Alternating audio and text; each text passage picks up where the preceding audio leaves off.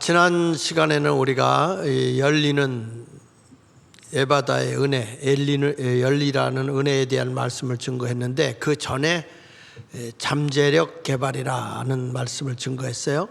근데 우리가 세상에 나가서 영향력을 행사하고, 그리고 세상에서 내가 지도력 있는 사람이 될 수 있게 하려고 하면 내 속에 잠재되어 있는 것을 바깥으로 끄집어낼 수 있어야 돼요. 이걸 이제 잠재력 개발이라고 우리가 얘기를 하는데,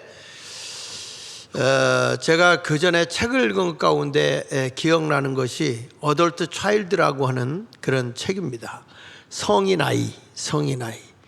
그러니까 육은 커져서 성인이 됐는데 내 마음의 병을 앓고 있는 분들, 어렸을 때 부모로부터 상처를 받든지 다른 사람에 의해서 상처를 받고 난 뒤에는 그 속에 있는 내가 끌고 다니는 거예요.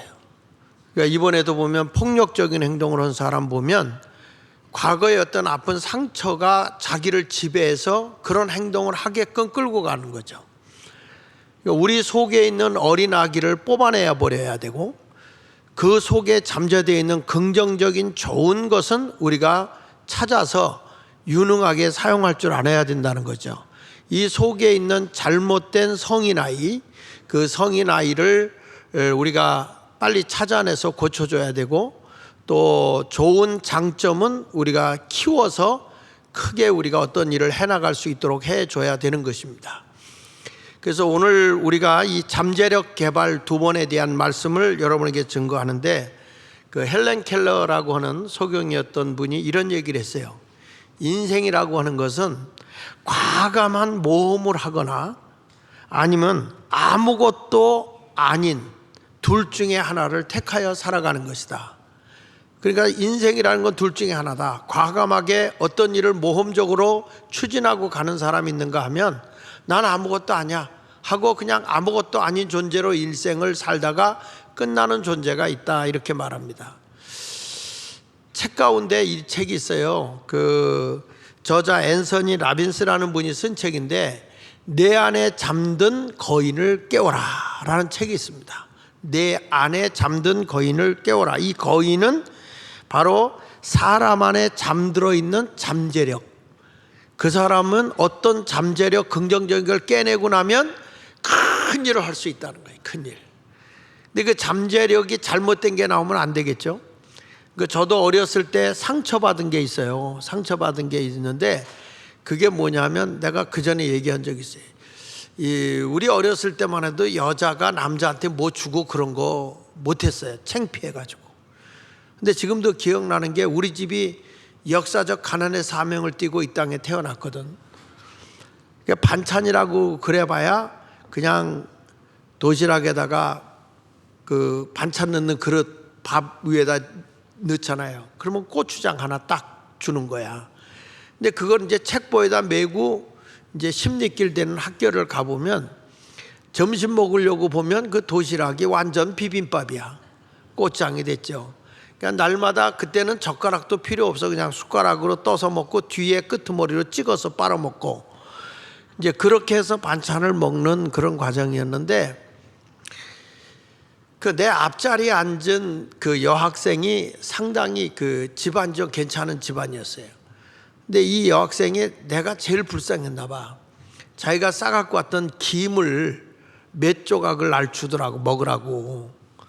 내가 그걸 얻어먹고 평생을 놀림당하는 거야. 얼레꼴라리 여자한테 김 얻어먹었대요.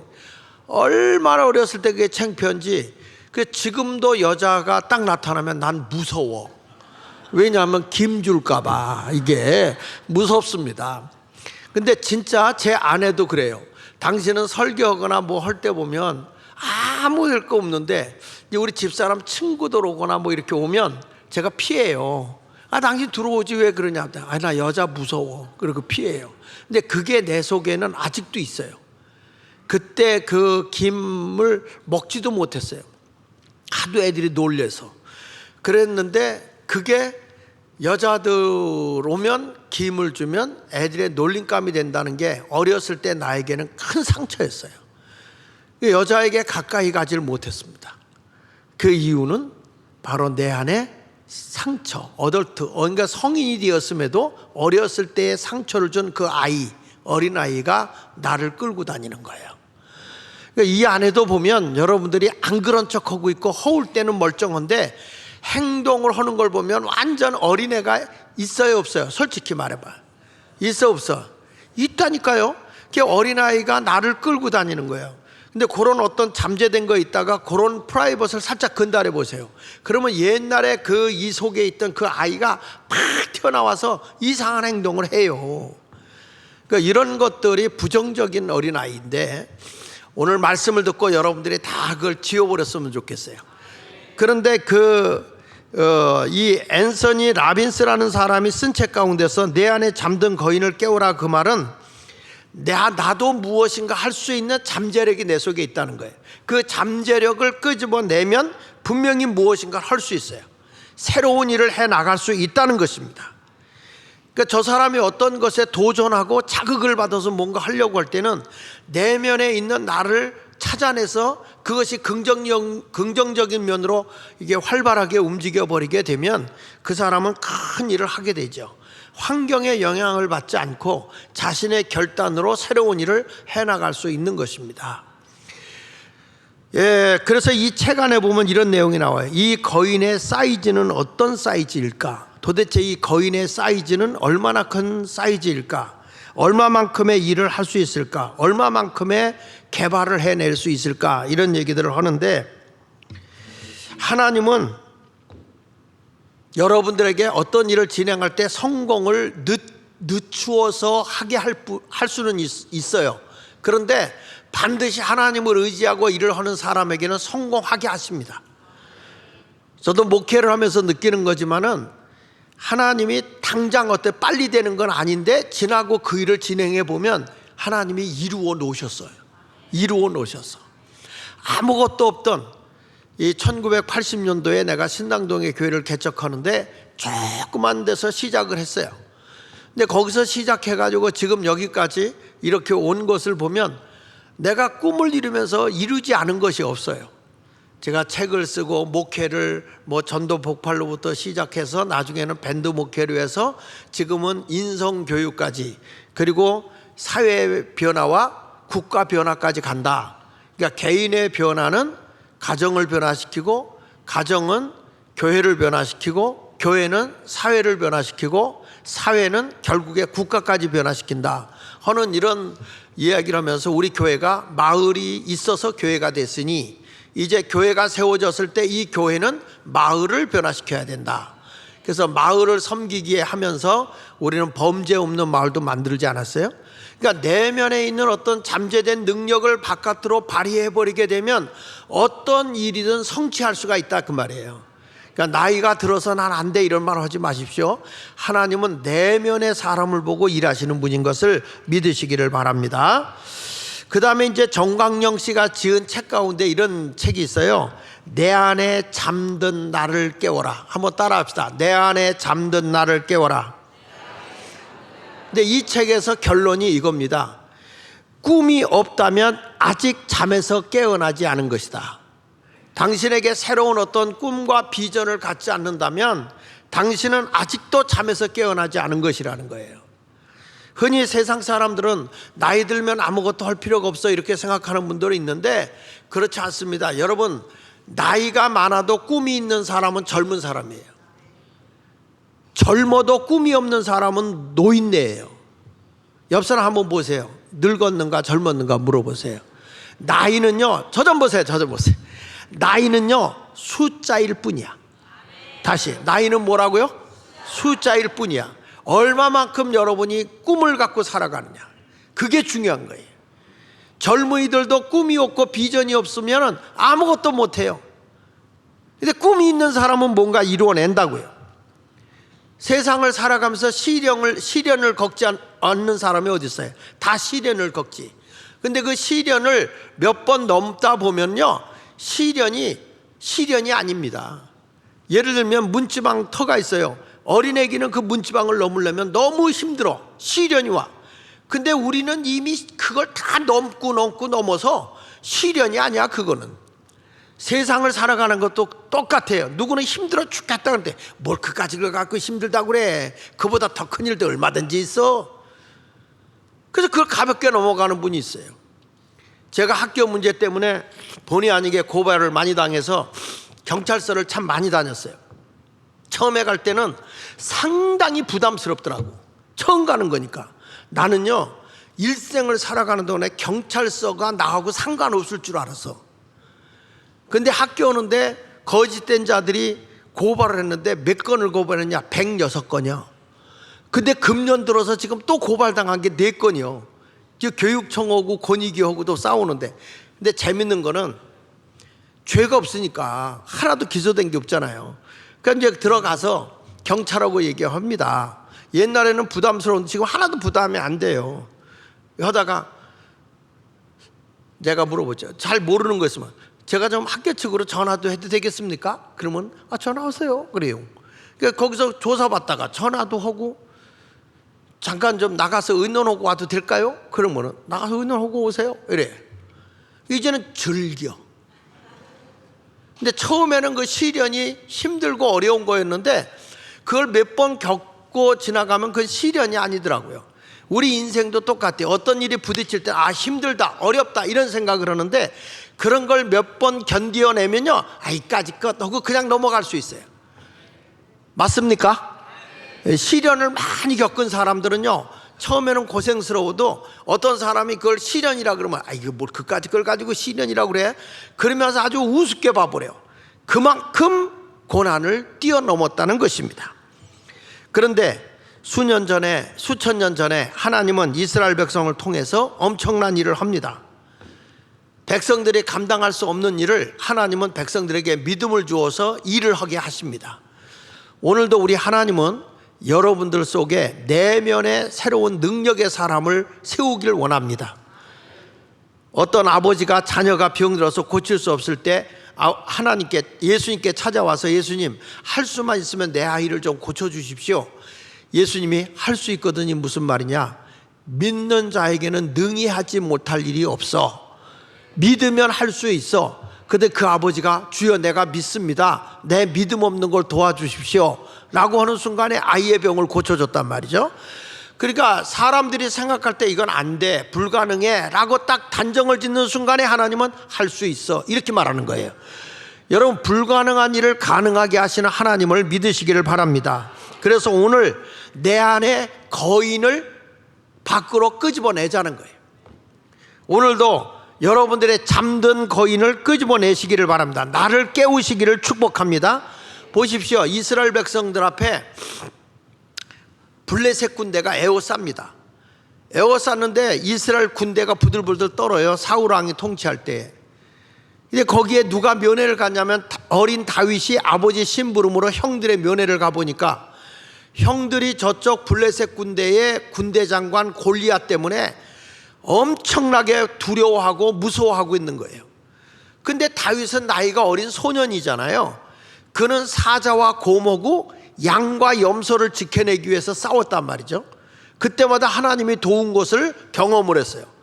가보니까 저 골리앗이라는 자가 키가 9척이라고 그랬으니까 한 척이 30cm로 잡아보면 2m 70, 2m 70에서 2m 85cm 정도 되는 정말 자이언트야, 거인이에요. 그 덩치 앞에서도 부들부들 떨만해요. 이 형들이 사시나무 앞에 떨듯 하니까 이 내면에 하나님을 의지하고 담대함을 가지고 살아왔던 다윗이, 어린 다윗이지만 형님들에게, 형, 우리의 보호자는 하나님이 계셔. 우리는 능히 저들과 싸워 이길 수가 있어. 뭘 무서워, 형들 나가서 싸워라. 그랬더니 큰형이 유명한 말을 남겼어요. 야, 대가리에 피도 안 말른 놈이 뭘 안다고 여기 와서 조언을 하냐. 너는 빨리 집에 가서 아버지의 양이나 염소나 키워 이놈아. 그리고 형들이 동생의 말을 듣지 않아요. 근데 다윗이 하도 속이 터지니까 백성들이 나서질 않으니까 속에 거인이 나오는 거야. 내가 나가 싸우겠습니다. 아무도 안 나가니까 사울 왕한테 데리고 갔어요. 보니까 어린 소년이 목동의 옷을 입고 조그만 게 얼굴은 까마잡잡하고 눈만 커. 아주 까맣게 얼굴이 익어서 눈만 번쩍거리는 거예요. 그러니까 사울왕이 놀리네라고 자기가 입던 갑옷을, 사울왕은 일반인보다 키가 훨씬 큰 사람이거든요. 그 옷을 딱 입혀보니까 다윗이 한 발짝도 못 움직여. 야, 이것도 못 이기는데 어떻게 골리앗을 이기냐고 하느냐. 그때 다윗이 그 옷을 벗어버리고 저는 목동의 옷을 입고 나가 싸우겠다는 거야. 그러니까 한번 나가 싸우라. 그러니까 안 된다는 걸 알면서 내보낸 거예요. 사람이 외모로 볼 때는 안 돼요. 그러나 하나님은 중심을 보는 거예요. 여러분의 마음의 믿음을 보시는 거예요. 성경에서 말하잖아요. 할 수 있거든이 무슨 말이냐. 믿는 자들에게는 능히 하지 못할 일이 없어. 할 수 있다고. 내가 이 산을 명하여 바다 옮겨져라 하여도 내가 말하는 것이 이루어질 줄 믿고 마음에 의심하지 않으면 그대로 된다. 이게 성경이에요. 그러니까 다윗이 갑니다. 골리앗이 이쪽에서 장군이 나온다고 하니까 완전 군장을 하고 탁 나와보니까 웬 조그만 소년 하나가 물맷돌 돌리면서 아추의 친절한 아팔에 안기서고 나오는데 기가 차고 어처구니가 없어. 야, 이놈아, 내가 개인 줄 아냐? 내가 개인 줄 아냐? 몽둥이 하나 들고 나오게 지팡이 하나 들고 그러고 나오니까 내가 개인 줄 아냐? 칼도 검도 안 들고 말이야. 창도 안 들고 뭐 하는 거야? 내가 개인 줄 알아? 그러면서 조롱을 해요. 뭐라 하냐면 내가 이 칼로 다 내 목을 잘라서 공중에 새밥이 되게 할 것이다. 이렇게 말을 하면 겁을 먹을 만한데 다윗은 너는 창과 검을 의지하고 나오지만 나는 내가 조롱하는 만군의 여호와의 이름으로 나가노라. 자기 속에 있는 전능하신 하나님을 내놓는 거예요. 그러면서 이렇게 얘기합니다. 나는 네 칼로다가 내 목을 잘라서 내 머리통을 왕께 갖다 바치겠다. 야, 조그만 게 기가 막혀. 당당한 거야 요게. 그래서 내 이놈 그리고 달려오는데 다윗이 물맷돌을 돌리면서 무슨 생각을 한지 아세요? 와, 표적 하나 크다. 장신이니까 머리통이 얼마나 크겠어. 저놈은 아무데다 던져도 의도 터지겠다. 달려오는 그를 향해서 물맷돌을 착 하고 던지는데 급소에 딱 베껴서 타고 넘어졌다. 다윗을 골리다가 됐다 해서 골리앗. 이건 내가 만든 거예요. 누가 이겼느냐? 다윗이 이긴 것입니다. 여러분, 이게 뭔지 아세요? 나의 내면에 전능하신 하나님이 계시다면 우리는 어떤 환경에서도 뛰어넘을 수 있는 능력이 있어요. 환경을 보지 말라는 거예요. 하나님이 나와 함께하면 누구도 나를 대적할 수가 없는 걸 믿으시기 바랍니다. 모세도 마찬가지요. 이스라엘 백성 이끌고 나오라고 하니까 모세가 내가 누군데 어떻게 내가 이스라엘 백성 이끌고 나갑니까? 저 애국 군사가 나를 죽이려고 하는데 이스라엘 백성이 내 말을 따르겠습니까? 그러니까 하나님이 뭐라고 얘기합니까? 네가 가지고 있는 게 뭐냐? 지팡이입니다. 한번 던져봐라. 던졌더니 그게 뱀이 돼. 우리 같으면 그럴 거, 와, 요거 잡아다 팔면 돈 되겠다. 워낙 큰 뱀이니까 무서워서 뒤로 물러나니까 하나님이 뱀의 꼬리를 잡아라. 뱀의 꼬리를 잡는 순간에 다시 지팡이가 돼요.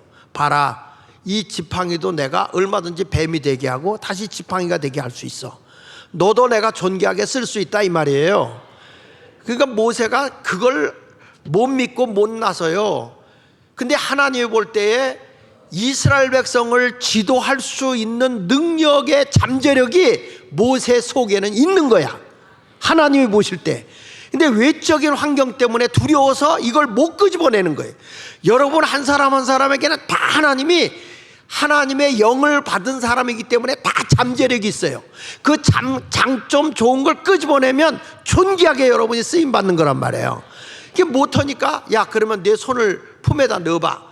그 모세가 망설이니까 손에다 품을 넣게 해서 빼보니까 손이 문둥이 손이야. 자, 봐, 내가 성한 손도 문둥이 손이 되지 않냐? 네 손도 네 게 아니야. 다시 넣어봐. 넣었다 빼보니까 다시 정상적인 손이 돼요. 자, 내가 너와 함께 할 테니 걱정하지 말고 가라 이거예요. 너가 지금까지 상처받고 어려운 목동의 생활하고 있어도 괜찮다 이거야. 내가 너와 함께 한다는 거예요. 할렐루야.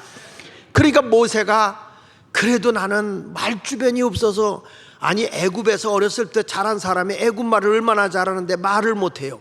하나님이 답답해서 누가 사람의 입을 만들고 벙어리가 되게 하고 말을 하게 하느냐, 나 하나님 손에 있으니까 잔소리 말고 가라. 그래도 망설이는 거예요. 그런데 호렙산 가시떨기 나무가 불이 붙고 있는데 이상하게 나무는 불이 붙는데 타질 않아. 이상하게 생각해서 가까이 가보는데 거기서 하나님의 음성이 들려. 모세야, 내가 선 땅은 거룩한 땅이니 내 신을 벗어라. 신을 벗고 났을 때 바로 이제는 내 발도 내 발이 아니라는 거예요. 그때에 하나님의 음성을 듣고 모세가 애굽으로 가게 되는데, 그 전까지는 자기 생각으로 못한다고 했는데 하나님의 은혜와 능력이 그에게 임하고 나니까 그때부터 자신을 움직이기 시작하는 거예요. 애굽에 가서 결국에 10가지 재앙을 애굽에 내리게 하고 이스라엘 백성을 애굽의 왕을 항복시켜서 이스라엘 백성을 이끌고 가나안 땅을 향해 가게 됐으니, 그것이 모세가 가지고 있던 지도력이 내면 속에 있었던 것을 하나님이 바깥으로 끄집어내게 한 거예요. 여러분은 절대 무능한 자가 아니에요. 하나님은요 다 모든 사람에게 능력을 줬거든요. 다 능력을 줬어. 그 능력을 가지고 모두 하나님께 쓰임받는 자가 되시기를 축복합니다. 이 기드온도요 외적으로 보면 겁쟁이에요. 미디안 군사들이 자꾸 와서 양식도 뺏어가고 모든 걸 뺏어가기 때문에 밀농사를 질 때 산속에 들어가서 몰래 숨어서 농사를 이렇게 짓고 있었던 거예요. 그저 타자 그러고 있었던 거예요. 그렇게 무서워 떨고 있는데 사사기 6장 15절을 잠깐 보면 이런 말이 나와요. 그러나 기드온이 그에게 대답하되, 오 주여, 내가 무엇으로 이스라엘을 구원하오리까? 보소서, 나의 집은 므낫세 중에서 뭐라고 그랬어요? 극히 약하다. 자기는 가문을 봐도 극히 약한 자입니다. 나는 내 아버지 집에서도 가장 작은 자입니다. 우리 이스라엘의 지파 중에도 가장 작은 지파일 뿐만 아니라 우리 집안에서도 내가 가장 연약한 자, 보잘것없는 자, 시시한 자입니다. 이렇게 기드온이 얘기를 하는 거예요. 그런데 우리 하나님은 뭐라는지 아십니까? 16절에 보니까 여호와께서 그에게 이르시되, 내가 반드시 너와 함께 하리니, 반드시 너와 함께 할 것이니 내가 미디안 사람 치기를 한 사람 치듯 할 거다. 이때에 이스라엘 백성을 에워싸고 침범에 들어온 군사가 몇 명이냐면 미디안 군사가 13만 5천 명이에요. 13만 5천 명이 에워쌌는데 하나님은 기드온에게 뭐라고 말하는 거니? 걱정하지 마. 내가 너와 반드시 함께 할 건데 너가 저들을 한 사람 치듯이 13만 5천 명 다 쓸어버릴 테니까 걱정하지 마라. 야, 이게 말이나 되는 얘기예요. 환경을 바라볼 때는 도저히 안 돼. 자기 가문으로 보거나 자기 능력으로 보거나 도저히 저 미디안 사람을 자기는 쳐부실 수가 없는 거예요. 그런데 하나님은 된다네. 오늘 이 자리에 오신 여러분들에게도 아유, 나는 아무것도 할 수 없어. 그런데 장 목사는 된다네. 하나님의 말씀으로 된다네. 된다면 되는 거지 뭐. 그래서 기드온이 자부심을 갖고 힘을 모아가지고 무슨 얘기를 하냐면, 자, 나하고 같이 저 미디안과 싸울 사람 모여라. 그랬더니 3만 2천 명이 모였어. 3만 2천 명. 3만 2천 명을 가지고 13만 5천을 싸우러 가야 돼요. 근데 하나님이 이런 말합니다. 기드온아, 많아. 집안 걱정이 되고 두렵고 무서운 사람 돌아가라고 그래. 그래서 집안에 일이 있고 또 걱정이 많고 두려운 사람은 돌아가라. 그랬더니 얼마가 돌아갔냐면 2만 2천 명이 돌아가 버렸어요. 10,000명을 가지고 13만 5천을 싸운다는 게 도저히 불가능한 일인데도 하나님은 이렇게 말합니다. 기드온아, 10,000명도 많아. 여기서 더 거르겠다. 그리고 저들이 갈증을 허두고 있을 때 물가로 갔단 말이에요. 물가로 갔더니 9,700명이 물 보는 순간에 앞뒤 안 가리고 그냥 머리를 물에다 쳐박고 먹어. 9,700명이. 300명은 혹시라도 적이 올지 모른다고 해서 물을 떠서 마시는 거예요. 하나님이 경계도 하면서 물을 마시는 300용사만 내가 쓰겠다. 9,700명 돌려보내라. 아유, 세상에 300용사를 가지고 어떻게 이걸 13만 5천을 이기겠어요? 그런데 미디안의 군사를 이길 수 있는 장군을 세운 것이 하나님인데, 기드온 속에는 패배의식이 없어. 외적으로는 약해도 그의 마음속에는 대범함이 있는 거예요. 그래서 하나님 앞에 시험을 합니다. 좋아요, 하나님, 내가 300명 갖고 나가서 싸울 텐데 지금 이 나에게 이렇게 지시하신 분이 진짜 하나님인지 아닌지 확증을 시켜주십시오. 내가 기도하다가 음성을 들었지만 이게 하나님의 음성인지 내 생각인지 하나님 들려주십시오. 하나님이면 이렇게 합시다. 내가 양의 털을 여기다 널어놓을 테니 내일 아침에 양의 털에만 이슬이 흠뻑 젖고 주변에는 이슬이 하나도 오지 않게 해주십시오. 그 다음날 아침에 일어나 보니까 널어놓은 양의 털만 이슬이 잔뜩 있고 주변에는 이슬이 내리질 않았어. 아, 정말 하나님이 함께 하는구나, 이래야 될 거 아니요? 근데 여러분들하고 똑같아. 기드온도 하나님 한 번 갖고는 안 될 것 같고 한 번 더 내가 입증을 해야 되겠습니다. 반대로 하겠습니다. 이번에는 양의 털을 널어놓을 테니 여기는 이슬이 한 털도 내리지 않고 주변에만 이슬이 내리게 하소서. 그 다음날 아침에 나가보니 정말 양의 털에는 이슬이 안 내리고 주변에는 이슬이 잔뜩 내린 거예요. 여러분, 누가 함께한 거냐? 기드온에게 하나님이 함께하는 거예요. 그 하나님이 기드온 300용사에게 전쟁으로 내보내는데 칼 들어라, 뭐 창 들어라 이런 말 안 하고요, 항아리 하나에다가 횃불 하나에다가 나팔 하나, 이걸 들고 삼진으로 나눠서 나가서 싸우라. 아니, 싸우러 가는데 무슨 항아리에다가 횃불에다가 나팔을 들고 가냐고. 칼을 들고 가야지. 전쟁은 칼로 하는 게 아니야. 하나님께 속한 것이기 때문에. 기드온은 또 얼마나 배뻐가졌는지 아멘 그리고 그대로 갑니다. 우리 교인들 그렇게 하라면 나가겠어요? 아주 죽으려고 작정했구나, 우리를 잡아 죽이려고 작정을 했네, 이렇게 생각을 했을 텐데 기드온이 그대로 믿고 나가는데 딱 가가지고 하나님이 명령을 내리는 거야. 자, 저들이 한밤중에 됐을 때 항아리를 깨라, 그리고 나팔을 불어라, 그리고 횃불을 쫙 들어라.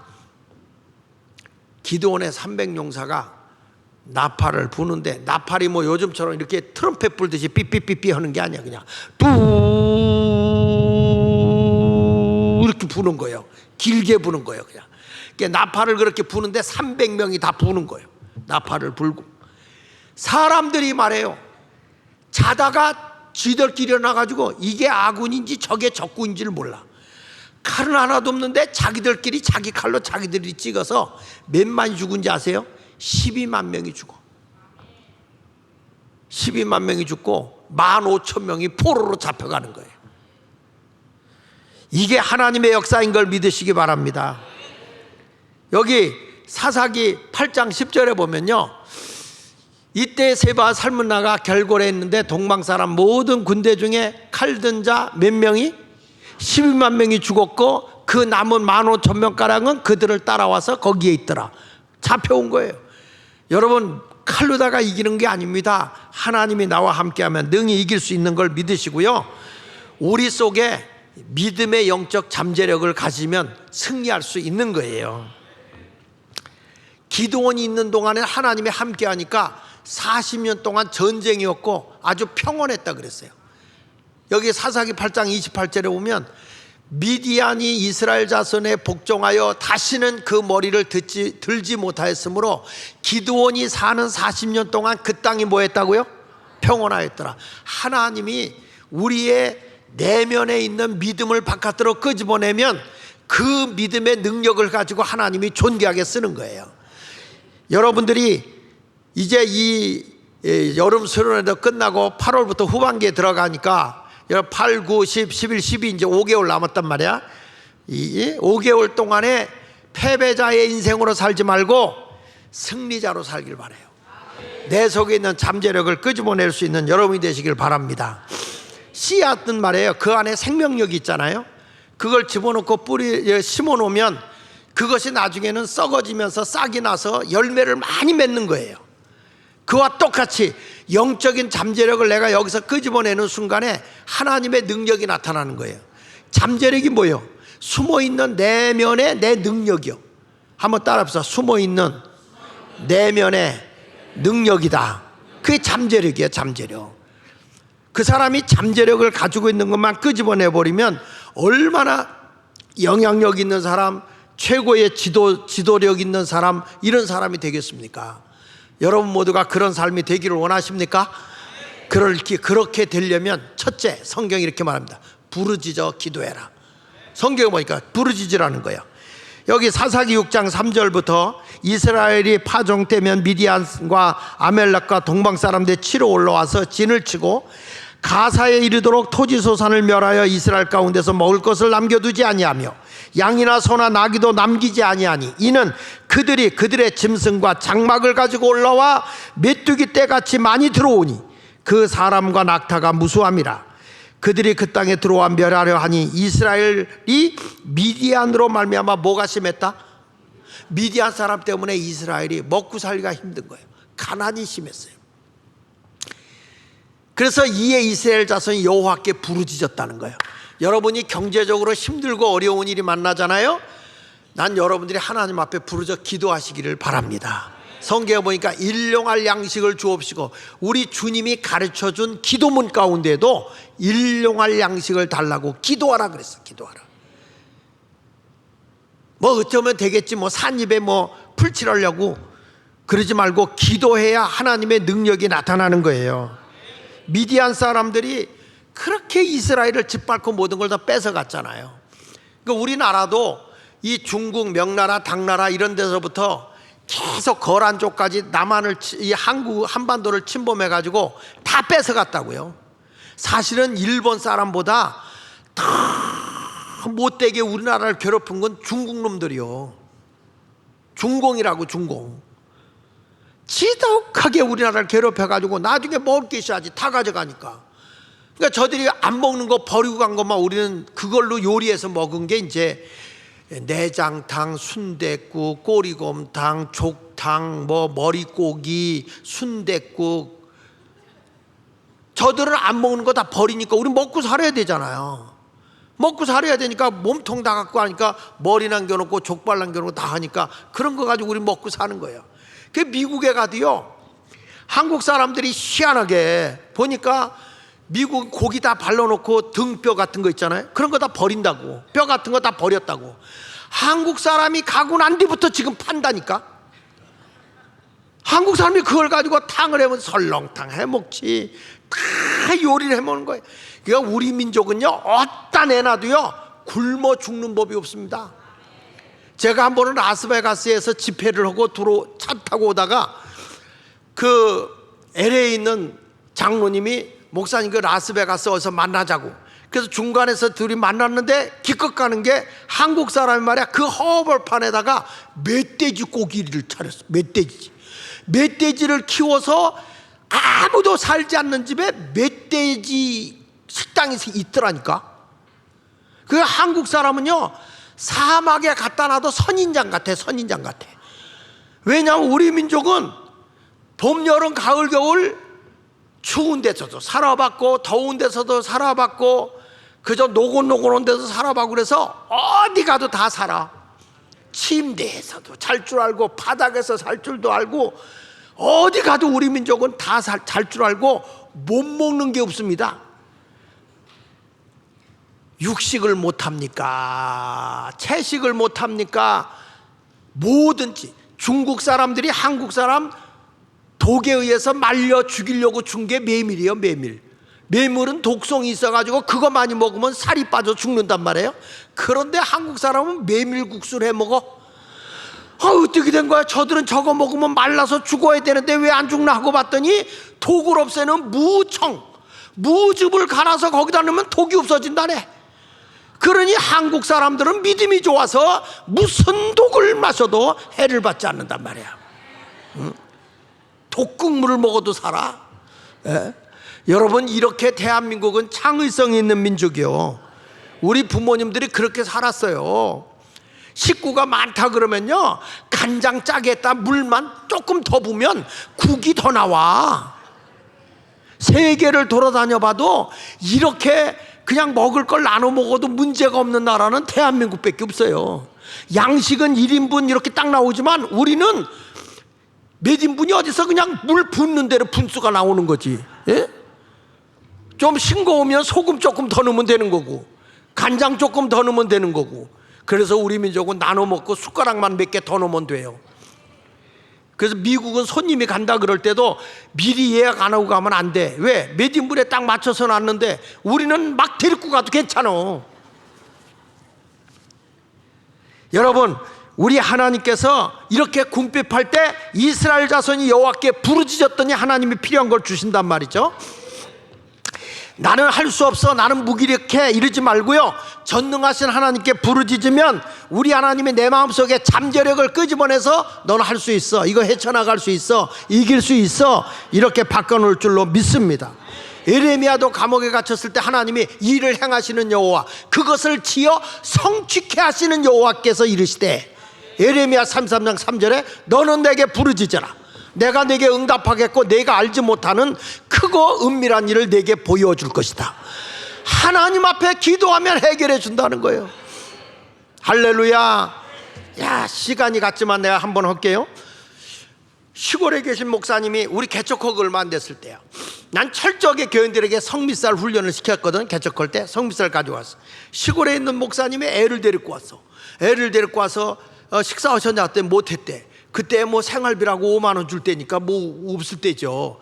그래가지고 이제 식사 대접을 하고 났는데 이분이 이런 얘기를 한 거예요. 목사님네는 성미살 많이 나오죠? 그래. 그래서 아니, 쌀을 들어오셨어요? 그 감이 있잖아요. 그랬더니 사모님이 임신, 먹지 못해서 임신 중독까지 걸려 있다는 거야. 그래서 하다 못 견뎌서 목사님이 생각이 나더라는 거예요. 기도하는데. 그 쓸데없는 건 왜 생각을 내냐 이거지. 목사님이 생각이 나더래. 그 목사님이 김수영 목사님이라고. 그 이 목사님이 왔는데 그러냐고. 그래가지고 이제 내가 그러면 일로 오라고. 그래서 점심 대접하고 교회로 가서 성미통을 열어보니까 쌀이 몇 말 정도 있더라고. 그래서 포대에다가 자루를 다 담았어. 그러니까 이게 큰 자루로 2자루가 나와. 싹 긁어줬어. 싹 긁어줬어요. 주니까요, 무겁다는 말도 안 하고, 그걸 갖고 가는데 어떻게 갖고 가서 차비까지 줬지. 아무것도 없어요. 그리고 이제 저녁 때 우리 집에 갔더니 집사람이 참, 쌀 떨어졌는데 이러는 거야. 그 성미부장한테 쌀 달라고 그래야지. 그러길래 없어. 없다니. 2차 저차 4차 저차 기차 열차 해가지고 내가 이렇게 줬어. 안 돼. 돈 내놓으래. 돈 없어. 돈도 다 줬으니까. 그 뭐 먹냐? 그죠? 아유, 여자가 미리미리 준비해놓지, 그런 것도 준비해놓냐고. 누가 당신이 쌀 퍼줄 줄 알았어? 성미쌀을 성미부장이 안 갖다 주는데 그런 거 어떡해. 그때 우리 성미부장이 김현신 권사님인가 그럴 거야 아마. 그래가지고서 이거 어떡하나 하는데 막 애들은 배고프다고 울고. 그래서 저기 가서 그냥 외상으로 라면이라도 사다 보자. 난 외상 안 먹어. 외상 안 먹어. 애들 앞에 그런 거 보여주고 싶지 않아. 그래서 집사람이 가만히 있는데 책상에 앉아갖고 그 목사가 그렇게 원망스러운 거야. 아니, 무슨 목사가 무거우면 하나 놓고 가고 팍팍 긁는 걸 봤으면 그래 다 갖고 가면 안 되죠. 좀 놓고 가지. 뭐 말도 안 하고 다 갖고 갔거든요. 그래 앉아서 주여 어떻게 하면 좋습니까 하는데, 그때 우리 조진주 권사님이 목사님 계세요? 그리고 들어와요. 웬일인가 봤더니 뭘 이고 들어와. 뭐겠어요? 쌀 한 가마니야. 쌀 한 가마니를 갖고 온 거예요. 시골에서 농사를 져가지고 쌀하고 그리고 그 안에다가 조기 말린 거고 갖고 온 거예요. 에? 내가 그들 퍼준 거는 다 정붐이요. 정붐이 그냥 밥하면 부르르 날아가는 그 정붐이요. 근데 이 온 거는 일반미요. 일반미. 이야, 그때 내가 제 아내한테 이런 얘기했어요. 봐라, 하나님이 군길지 아냐? 큰 소리 한번 쳤죠. 근데요, 보세요. 아무것도 없을 때 하나님만 바라보고, 주님, 애들은 배고프다고 찡찡대고 외상은 못 먹겠다고 하고 돈은 없고 주여 하니까 일반미가 오더라고. 일반미가. 하나님의 역사는 오묘한 거예요. 여러분들 나 없어요, 나 안 돼요, 그러지 말고 전능하신 하나님께 무릎 꿇고 기도하면 내 힘으로 안 되는 거 하나님은 되게 하는 거예요. 그래서 예수 믿는 사람은 없어요, 약해요, 뭐 이런 소리 하지 말라는 거예요. 여기 보면 사사기 6장 12절에 보면요, 여호와의 사자가 기드온에게 나타나 이르되 뭐라고 하는지 아세요?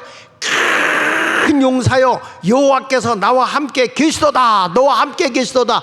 아니, 기드온은 뭐라고 하는지 아십니까? 나는 약해요, 나는 가난해요, 난 아무것도 없어요. 므낫사 지파 중에 가장 작은 지파이고 우리는 그 집안 식구 가운데도 가장 약한 자입니다. 기드온은 자기는 약하다고 그랬어, 작은 자라고 그랬어. 그런데 하나님은 뭐라고 그럽니까? 아니야, 너는 큰 용사야. 그의 내면의 사람은 강한 자인 거예요. 외적으로 환경으로는 부족해도 내면으로는 너는 강하다는 거예요. 여러분, 지금 나 없어요, 가난해요, 힘들어요, 남편 때문에 어려워요, 뭐 사업 때문에 어려워요. 이거는 외면적인 거야, 외적인 거라는 거야. 이 외적인 것을 오늘 내면으로 내가 가져오면, 아니야, 너는 부자야, 너는 큰 용사야, 너는 일어날 수 있어, 이렇게 말하는 거예요. 그러니까 기드온이 여러분하고 대답하는 게 똑같아. 기드온이 그에게 대답하되, 오 나의 주여, 여호와께서 우리와 함께 계시면 어찌하여 이 모든 일이 우리에게 일어났나이까? 또 우리 조상들이 일찍 우리에게 이르기를 여호와께서 우리를 애굽에서 올라오게 하신 것이 아니냐 한 그 모든 이적이 어디 있나이까? 이제 여호와께서 우리를 버리신 미디안 손에서 우리를 넘겨주셨나이다. 미디안에게 우리를 넘겨줬다는 거예요. 하나님은 넘겨준 적 없어요. 거기에 뭘 보느냐? 내면의 강한 자를 찾고 있는 거지. 그게 누구예요? 기드온이요, 기드온. 기드온은 미디안을 물리치게 된 줄로 믿습니다. 여러분들 지금 힘들고 어려워도 내가 막막하잖아. 열려있는 데가 하늘이요. 하나님께 부르짖어 기도하면 길을 열어주시는 걸 믿으세요. 할렐루야. 난 이제까지 목회하면서 쌓아놓고 온 적 없어요. 돈 모여서 된 적 없어요. 그래서 늘 나는 빛의 사자예요. 빛 가운데로 다녀요. 은행이 다 내 거야. 일을 하는 사람이 쌓아놓고 하는 거 봤어요? 밀어가지고 주심을 믿고 하고 나가는 것이지. 하나님이 도와줄 줄 믿습니다. 그래서 두 번째가 뭐냐? 기도했냐? 행하라는 거예요. 행하라. 행하라. 따라합시다. 행하라. 여기 보셔요. 사사기 6장 14절에 보니까 여호와께서 그를 향하여 이르시되 너는 가서 이 너의 힘으로 이스라엘을 미디안의 손에서 구원하라. 내가 너를 보낸 것이 아니냐 하시니라. 하나님 뭐라고 그럽니까? 너 기도했지? 이제 가. 너의 힘으로 이스라엘을 미디안 손에서 구원해내. 내가 너와 함께하고 있으니까 내가 너를 보냈잖아. 내가 보장해줄게. 내가 지원해줄게. 믿으십니까? 하나님이 보낸 거니까 내가 지원해줄게. 나가라는 거예요. 행하라는 거예요. 잠재력 개발은요, 이론이 아니야. 내가 해보는 거예요. 해보면 그 결과가 하나님의 도움으로 나타나는 겁니다. 어떤 사람은요, 기도했으면 이루어 주겠지, 가만히 있어. 아니에요. 기도했으면 믿음을 갖고 나가는 거예요. 나가야 일이 이루어지죠. 행동하지 않을 때 하나님이 역사하겠습니까? 그 성경에 그렇잖아요. 믿음이 있노라면서 행함이 없는 믿음은 죽은 믿음이라고 그랬어요. 행해야 되는 거예요. 하나님이 나와 함께함을 믿고 나가면 우리는 일을 이룰 수 있는 줄 믿습니다. 자, 성경 말씀에 여호수아 6장 2절 5절에 이렇게 말합니다. 하나님이 여호수아에게도 여리고성을 문을 드리는데 방법론을 딱 일러줘. 기도했으면 됐다 그러지 않아. 나가라는 거지. 여호와께서 여호수아에게 이르시되 보라, 내가 여리고와 그 왕과 용사들을 내 손에 넘겨주었으니 너희 모든 군사는 그 성을 둘러 성 주위를 매일 한 번씩 돌되 엿새 동안 그리하라.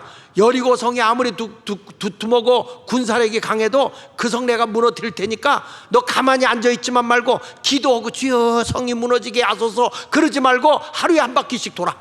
6일 동안 돌아라. 그리고 7번째 날은 보세요. 7째 날에는 그 성을 7번 돌며 그 제사장들은 나팔을 불 것이며 제사장들이 양각 나팔을 길게 불어 그 나팔 소리가 너에게 들릴 때에 백성은 다 큰 소리로 외쳐 부를 것이라. 그리하면 그 성벽이 무너져 내리니 백성은 각기 앞으로 올라갈지니라. 하나님은 뭘 하는 거예요? 마지막 날은 7바퀴 돌아라. 똑같은 걸 돌아라. 돌고 나팔을 크게 불어. 그리고 백성들은 외치라는 거예요. 여리고 성이 무너졌다다 외치라는 거예요. 여러분, 우리가 선언하는 순간에 일이 이루어지는 거예요. 어떤 분은 죽어라 기도해놓고, 목사님 기도했는데 이게 될까요? 걱정하지 마, 안 돼. 예. 의심 오는데 뭐가 되겠어요? 기도했으면 된다, 그리고 가는 거예요. 왜? 하나님은 늦게 일이 진행될 수 있어도 하나님은 일을 이루시는 분이거든요. 행하시는 분이에요. 안 되는 게 없어요. 여러분, 건축을 해놓고 설계도가 있으면 설계도에도 딱 건물이 지어지는 거 아니겠어요? 하나님을 믿고 그냥 믿음으로 외치고 나가면 하나님이 여리고성을 무너뜨리는 거예요. 이와 같이 하나님은 행동하라는 거예요. 기드온에게도 나갈 때 그냥 나가라고 하지 않아요. 사사기 7장 20절로 22절에 보면 내가 나팔을 불며 항아리를 부수고 왼손에 횃불을 들고 오른손에 나팔을 들어 불며 외쳐 이르되 여호와여 기드온의 칼이다 라고 외치라고 하잖아요. 하나님이 그냥 나가라는 거야. 행동하라는 거예요. 항아리 깨고 나팔 불고 우리는 이겼다, 기드온의 칼이다. 그랬더니 21절에 보세요. 거기 뭐라고 하냐면 각기 제자리에 서서 그 진영을 둘러 에워싸매 그 온 진영 군사들이 뛰고 부르짖으며 도망하였는데 300명이 나팔을 불 때 여호와께서 그 온 진영에서 친구끼리 칼로 치게 하심으로 적군이 도망했다. 지들끼리 찌르고 지들끼리 죽였어요. 하나님의 역사는 이런 놀라운 일이 일어나요. 신앙은요, 행함입니다. 행함. 내가 기도하고 말씀을 들었잖아, 행동으로 옮기세요. 그래야 일이 되는 거예요. 어떤 분은요, 기도해놓고 안 움직여. 이런 분 있어요. 될까요? 될까요? 제 아내가 하루 병원에 갔다 왔는데 경부암이야. 경부암. 제 아내가 그게 경부암인데 아유 아파서 어떡하냐. 내가 이렇게 역성을 들어주면 좋겠죠. 내가 제 아내한테 무슨 말 하는지 아세요? 아, 어떻게 번번은 맨날 병만 앓고 있냐. 저 하나님 앞에 기도해서 병 없이 살아라. 그렇게 했더니 얼마나 섭섭한 귀신이 들어갔는지. 자기 역성은 오기가 생긴 거야. 기도를 했어. 그 병원에 수술하는 날은 또 그랬다 가야지 어떻게 안 가. 병원에 같이 갔어. 갔더니 의사가 들어오래. 들어오더니 의사가 뭐라고 했는지 아세요? 이상하다는 거예요. 경부암이 없어졌다는 거예요. 경부암이. 그래서 아줌마 오줌 마리세요? 그러는 거예요. 왜냐하면 오줌보가 커지면 안 보일 수가 있다 이거야. 오줌 마려서 하나도 안 마린대요.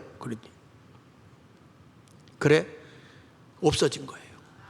전능하신 하나님을 믿고 가니까. 그러니까 때로는 남편이 섭섭하게 할 필요도 있어. 아이고 아팠어 어떡하면 오냐 그러면 이럴 거 아니야. 야물딱지게 그냥 몰아쳐버리니까 오기가 생겨서 하나님 앞에 기도한 거지.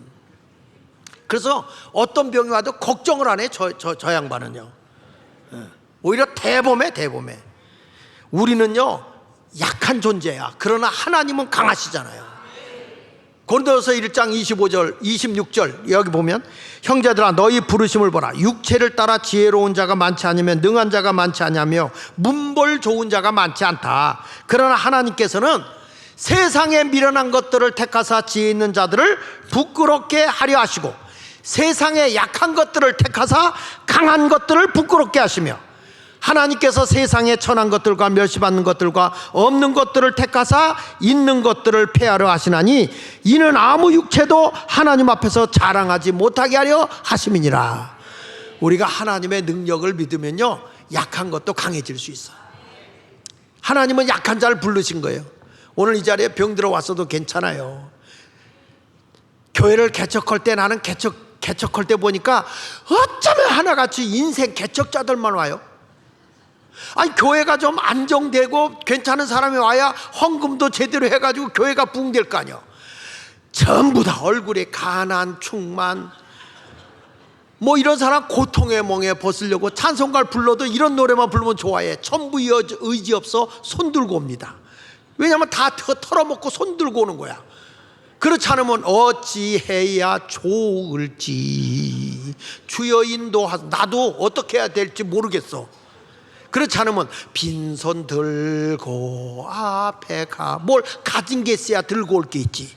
십자가를 붙드네. 십자가가 더하기 편이니까 더해 주시옵소서, 더해 주옵소서. 신방을 가면 돈 몇 푼 받은 거 다 놓고 와야 돼. 아니, 한 번은 갔는데 집안이 너무 어려워서 학비가 나왔는데 얘가 집안 학비를 도울 형편이 안 된 거야.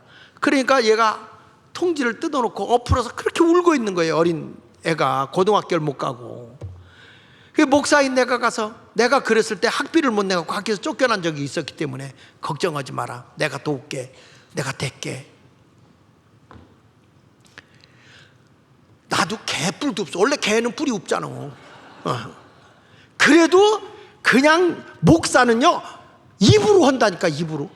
근데 입으로 하는데 그걸 감당할 능력을 하나님이 준다 이거야. 이게 믿음인 거예요.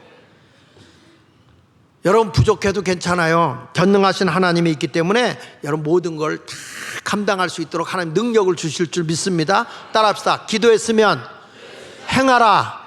그리고 예수께 붙어 있어라. 붙어 있어라. 붙어 있어라. 여기 보니까 끝부분을 볼게요. 16절에 보면 여호와께서 그에게 이르시되 내가 반드시 너와 함께 하리니 내가 미디안 사람 치기를 한 사람 치듯 하리라. 그래서 기드온이 미디안 군사를 물리친 줄로 믿습니다. 그래요. 여러분, 하나님을 믿으십시오. 내가 믿음의 사람이 되면 내 안에 잠재력의 능력이 바깥으로 표출돼서 나타나게 될 줄 믿습니다. 고난이 왔을 때는 그걸 이기기 위해서 타락을 안 해요. 근데 형통하게 되면 사람들이 자기 잘난 맛으로 된 줄 알고 타락하는 길을 걸어갈 때가 있거든요. 근데 우리는 오직 하나님만을 바라보고 늘 주님께 붙어 있어야 돼. 내가 능력 있다고 해서 교만해지면 안 돼. 그래서 기드온이 후반전에 가서는 하나님 없이 자기가 제사장 입는 에봇을 자기가 입고 자기가 하나님 노릇하다가 아들의 구테타로 가족이 몰살하는 그런 비참함이 왔어요. 그래서 섰다고 생각할 때는 넘어질까 조심해야 되는 겁니다. 이스라엘 백성이 타락해. 기드온이 타락한가 한번 볼래요? 사사기 8장 26절 27절에 기드온이 요청한 금고리와 무게가 금 1700세겔이요 그 외에 또 초승달 장식들과 폐물과 미디안 왕들이 입었던 자색 의복과 또 그 외에 그들이 낙타목에 둘렀던 사슬이 있었더라. 기드온이 그 금으로 에봇 하나를 만들어 자기의 성읍 오브라에 두었더니 온 이스라엘이 그것을 음란하게 위함으로 그것이 기드온과 그 집의 올무가 되니라. 자기가 무슨 왕이 됐다고 왕복을 하고 막 백성들을 벌써 추앙을 받으면서 교만이 꽉 사로잡힌 것이죠. 제사장이 입어야 할 제사장 에봇을 자기가 옷을 입고, 그러다가 기드온이 얼마나 처자식을 많이 뒀는지 아내가 7명이고 아들이 70명이요. 그러다가 기드온의 아들 아비멜렉이 구테타를 일으켜서 남은 아들 다 죽여버리고 집안이 아주 풍비박산이 된 거예요. 여러분, 끝까지 우리는 믿음을 지키는 자가 되시기를 축복합니다. 연약하다, 나는 연약합니다. 그래도 하나님은 믿음을 굳게 갖잖아. 아니야, 너는 강한 용사야. 너는 크게 될 수 있어. 너 부자 될 수 있어. 하나님은요 나이와 상관없어요. 아브라함은 75세 때 하나님이 불러서 믿음의 조상으로 썼어요. 모세는 80세 때 하나님이 이스라엘의 민족의 지도자로, 민족의 해방의 지도자로 하나님이 쓰셨어요. 나이는 숫자일 뿐이라고 그랬죠? 나이는 숫자일 뿐이야. 근데 요즘에 우리나라가 보면 아주 웃겨요. 이 정치인들이 말이야, 나이 드신 분들을 그렇게 폄하하고 그 못되게 그렇게 놀더라고. 그 왜 그렇게 하는가 하고 봤더니 그 이유가 있어요. 이게 이 사람들이 하는 짓을 보면 꼭 그 정치할 때 선거 때만 되면 요 짓을 해. 이게 뭐냐면 어르신들은 자기들의 말에 쏘가 넘어가질 않는단 말이에요. 그러니까 이 젊은 아이들을 감정을 돋구어서 갈라치기를 하는 거예요. 갈라치기. 젊은이들을 우리 편으로 끌기 위해서 갈라치기를 해요. 이제는 우리 교회가 이런 데 안 속아. 이것 좀 한번 띄워보세요. 요즘에 보면, 지금까지 한번 보면 이 선거 때만 되면 노인들을 폄하한 걸 한번 볼게요. 넘겨서 보세요. 이게 누군지 아시지? 이게 누군지 아시지? 이 인간이요, 2004년 3월 20일 날 청년 기다단 인터뷰에서 한 말이 60, 70대는 무대에서 퇴장할 뿐더러 투표 안 해도 된다. 투표하러 가지 말라는 거예요, 60, 70대는. 근데 이 인간이 지금 60이 넘었거든. 그 조용히 퇴출돼야 될 거 아니야. 그 이 사람들이 뭐냐면 아주 20, 30대를 다 위하는 듯 하면서 나라를 혼란하게 갈랐죠. 선거 때만 되면 이 짓거리를 하는 거예요. 다음에 넘겨서 보세요. 이 인간도 여러분 아시죠? 중앙대 특강에서 50세 넘어가면 뇌세포가 노화돼서 전혀 다른 인격체래. 여기 50 넘은 사람 손 들어봐. 거짓말하면 지옥 가. 여러분은 이상한 인격체예요? 이런 식으로 사람을 폄하해서 편가르기를 하는 거야. 50대 이하로. 이게 여러분 우리나라가 이래니까 연합이 되겠냐고. 이 정치인들이 나라를 말아먹고 있어요. 그 다음에 넘겨서 보세요. 이 인간은 목사 아들이요. 목사 아들이요. 근데 노인들이 시청에 못 오게 엘리베이터를 모두 없애버리자.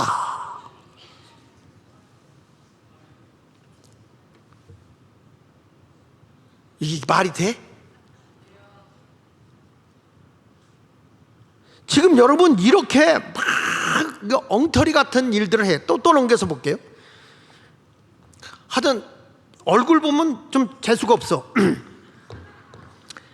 이게 관광공사 국정감사에서 79세면 쉬셔야지 왜 일을 하느냐? 정년제도를 왜 뒀느냐? 아, 그렇던 너희들은 왜 김대중을 대통령 세우냐? 아니, 이게 말이 앞뒤가 안 맞는다 이 말이야. 내 얘기는 이게 뭐냐면 갈라치기 하는 거예요. 또 2015년 12월 20일 날 넘겨보세요. 시간 없으니까. 이분 알아? 노인 세대는 정부로부터 고통을 받고 있대. 노인 세대가 정부로 고통을 받고 있어서 정부를 지지하고 있으니 의지가 전혀 없다니까 절대 지지하지 말라는 거예요, 여당을. 그러니까 자기가 대통령 되긴 했지. 그 다음에 넘겨서 보시면 이건 또 이상한 사람이야. 나이 들면 정신이 퇴락한다. 하태경이 한 얘기야. 그 다음에 넘겨서 보세요. 2022년 5월 30일 하여튼 선거 때만 되면 요 얘기가 나와. 연세가 이르니면 새로운 걸 배우기는 좀 그러니 하던 일이나 계속 하셔라. 나는요 70에 새로운 일을 할 거예요. 난 이 인간의 눈을 빼서라도 새 일을 할 거예요. 내가 이게 이렇게 선거에 가서 사람을 갈라치게 하는 거고, 그래서 우리나라가 지금 젊은 세대님, 나이 든 세대님 막 갈라지고. 그 이번에도 제가 안타까운 게 뭐냐면 2024년 7월 30일 날 여러분 아시죠? 이 여자 청년들의 미래가 훨씬 긴데 왜 미래가 짧은 분들이 우리와 똑같이 표결하냐, 왜 한 표를 주냐 이거요. 젊은 사람은 2표 주고 나이들은 우리는 1표를 주어야 되지 않냐. 이게 더불어민주당의 개혁 세력이라는 자들이 이래. 왜 이런 짓을 할까? 왜 이렇게 자꾸 어른들을 폄하시키고 나이 젊은 애들만 이렇게 띄우려고 하느냐? 내 편 만들려고 하는 거야 이게. 여기 보세요. 양이원영 의원이라는 자가 있어. 이 사람은 지금 투표하는 많은 이들은 그 미래에 살아있지도 않을 사람들이다. 너는 계속 살아있냐? 너는 안 죽냐? 아, 살아있는 동안에 좋은 사람 뽑아놓고 내가 갈 수도 있지 뭐. 그렇잖아요? 인생은 한 번 왔다 가는 건데. 이런 식으로 프레임을 걸어가지고 젊은 세대들을 자꾸 편가르게 해서 나라를 어지럽게 하는 거예요. 다음에 넘겨보세요. 친북, 종북, 친중 이 좌파들은 왜 어르신들을 폄하하고 투표를 막으려고 하느냐? 그 이유가 있더라고. 왜 막느냐? 자, 넘겨서 같이 읽어볼게. 자, 시작. 어르신들은 오랜 경험을 통해 쌓아온 지혜로 좌파들의 거짓말에 쉽게 속아 넘어가지 않기 때문입니다. 안 넘어가거든. 그러니까 저분들은, 우리 어르신들은 우리 편이 안 될 거다 생각하고 계속 우파를 공격하는데, 이번에 어르신이 말이야, 아이고, 그 노인의 대표가 사과하러 왔다고, 그거 다 쇼거든. 온 사람한테 사진 놓고 뺨 때렸어. 젊은 사람들이 볼 때 이게 꼰대짓이야. 이게 지는 거요. 내가 지금 이걸 방송에서 이런 얘기를 어저께부터 하고 다녀. 내가 이거 다 편가르기다. 속아 넘어가면 안 된다. 이제는 정신 냉정하게 차려야지. 여러분, 지금 우리가 나이가 많고 적고가 어디 있어? 아니, 역사성이 없이 어떻게 젊은이들이 세상을 이어가냐고요. 어르신들을 공경할 줄 모르는 사람이 어떻게 세상에 예의범절이 있냐고요. 그래서 국회의원 다 갈아엎어버려야 되는 거야 저거. 네. 기독교의 정신이 남북통일 이루어야 될 거 아니에요. 그래서 어르신들은 뭐냐, 여기 보세요. 여기 넘겨서, 젊은 세대와 어르신 세대의 의견을 분열시켜서 어르신 세대를 고립시키려는 고도의 전력이 좌파의 갈라치기 전략인 거예요. 아유, 저거 어떠냐, 뭐 젊은 사람들은 여기 신경도 안 써. 우리 어른들만 저 괘씸한 것 이러지. 이거 갈라치기 하는 거예요. 자기들 응집력을, 젊은 사람들을 끌어모으려고. 안 속는다고. 나부터도 설교고 달았냐면 이거 계속 얘기할 텐데. 그렇다면 우리 어르신들이 뭘 해야 돼요? 여기 보니까 다음 세대를 위해 아낌없이 베풀어야 돼. 아시겠어요? 가진 것을 나누길 바랍니다. 그리고 본이 되는 다양한 행동을 해야 돼. 윤리, 도덕, 성품의 본보기도 보여야 되고, 가정, 학교, 교회에서부터 우리가 아이들을 잘 성품의 본이 되게 해야 돼요. 근데 이런 훌륭한 어르신들이 많아요. 넘겨서 보면 여기 보세요. 제천 수산리 팔순 어르신들이 비가 오나 눈이 오나 이게 폐지와 빈병을 주어서 수산초구 덕산초 등에다가 이 폐지를 팔아 갖고 온 걸 장학금을 내요. 이분들이. 이 어르신들이 얼마나 훌륭하십니까? 그죠? 안 훌륭해? 뭘 준 게 있어야 뭐 훌륭하다는 말인데 지금 찔려서 대답을 안 하는 거죠?